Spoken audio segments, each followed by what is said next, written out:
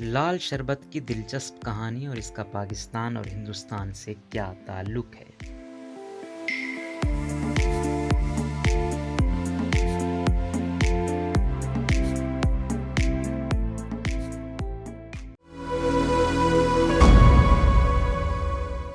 لال شربت پیے بغیر روزہ پورا ہوتا ہے نہ افطار، گرمی ختم ہوتی ہے نہ پیاس، سب کا ہر دل عزیز لال شربت آخر بنایا کس نے، کوئی یہ نہیں جانتا، بس ہم اس کو پی کر راحت حاصل کرنے سے مطلب رکھتے ہیں۔ چلیں آج ہم آپ کو بتاتے ہیں کہ یہ لال شربت صرف پاکستان میں ہی نہیں بلکہ انڈیا بھر میں بھی مشہور ہے۔ اس کو تمام سافٹ ڈرنکس کا بادشاہ کہا جاتا ہے۔ اس کی تاریخ ہندوستان اور پاکستان کے قیام سے بھی پرانی ہے، کیونکہ روح افزا نے خود کو سافٹ ڈرنکس کی دنیا میں حرف اول اور حرف آخر کی حیثیت بخشی ہے۔ روح افزا کے شربت کا آغاز 1906 میں ہمدرد دواخانہ کے آغاز سے ہی ہوا تھا، جس کا افتتاح اس وقت کے وائسرائے لارڈ منٹو نے کیا تھا۔ اپنے قیام سے لے کر آج تک روح افزا پاکستان اور ہندوستان میں خرید و فروخت ہونے والا ایک مشہور شربت ہے۔ اس بات کا اعتراف خود بھارت کی 2013 کی بلاک بسٹر فلم یہ جوانی ہے دیوانی میں رنبیر کپور نے روح افزا کا ذکر کر کے کیا۔